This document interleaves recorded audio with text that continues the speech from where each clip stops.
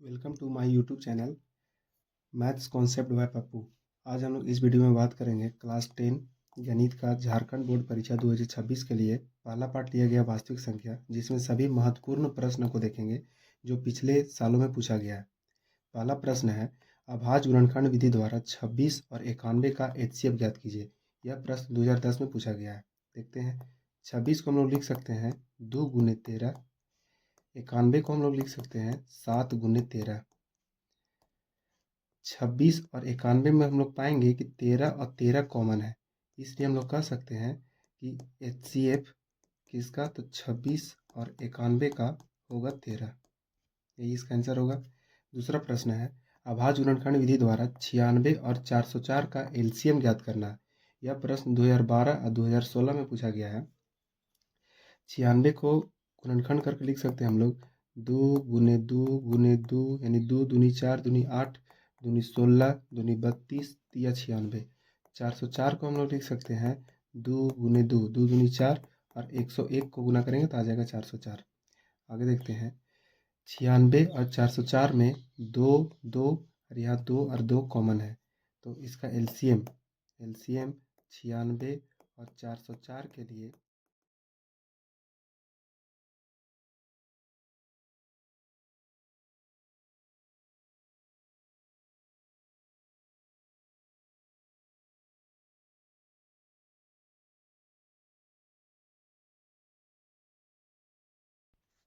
प्रश्न संख्या तीसरा में है, अभाज्य गुणनखंड विधि द्वारा 510 और 92 का एचसीएफ और एलसीएम ज्ञात करना। यह प्रश्न 2023 में पूछा गया है।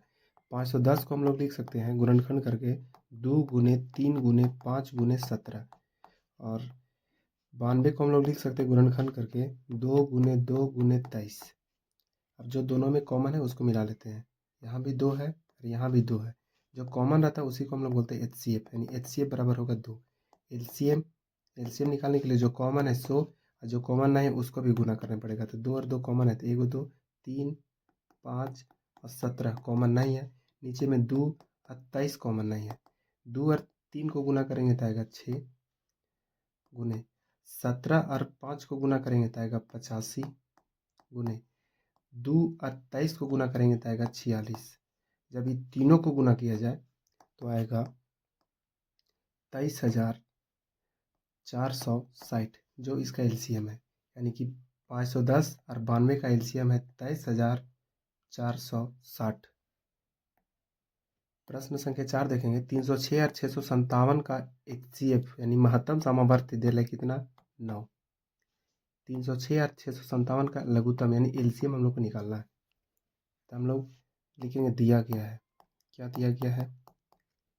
दिया गया है क्या, तो एचसीएफ ऑफ दिया गया है। एचसीएफ किसका किसका, तो 306 और 657 का एचसीएफ कितना है, 9। हम लोग को एलसीएम निकालना है। एलसीएम किसका निकालना है, तो 306 और 657 का। हम लोग जानते हैं कि दो संख्याओं का एचसीएफ यानी एचसीएफ ऑफ ए और बी, और वही दोनों संख्या का एलसीएम यानी एलसीएम ऑफ ए और बी, और दोनों संख्या का गुणनफल होगा ए गुने बी। तो हम लोग को यहाँ पे ज्ञात करना है एलसीएम। एलसीएम जब निकालना है तो एलसीएम के लिए फॉर्मूला यहाँ से निकाल लेंगे। एलसीएम ऑफ ए बी, ए मतलब 306 और बी मतलब 657 बराबर होगा ए मतलब 306 और बी मतलब 657 भागा लगेगा एचसीएफ से। एचसीएफ ऑफ ए बी मतलब 9। इसको काट सकते हैं हम लोग, 9 से काटेंगे इसको तो 9 तिया 27 और 9 चौक 36, यानी लिख सकते हैं हम लोग 34 गुने 657।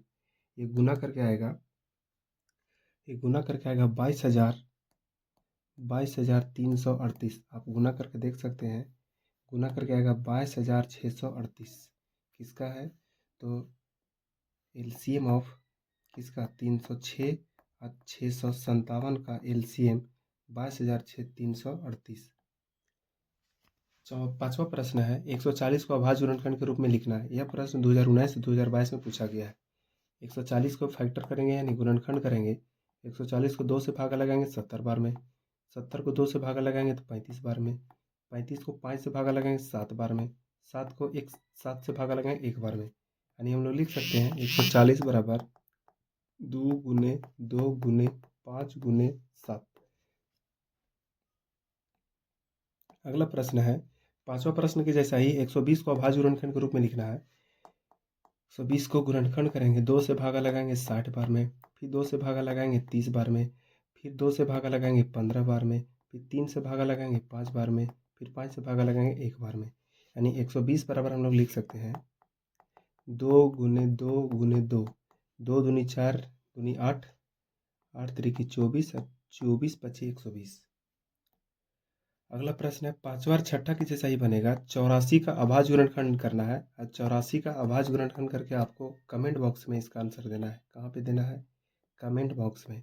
कॉपी में बनाइए और कमेंट बॉक्स में इसका आंसर आप दीजिए, कमेंट बॉक्स में।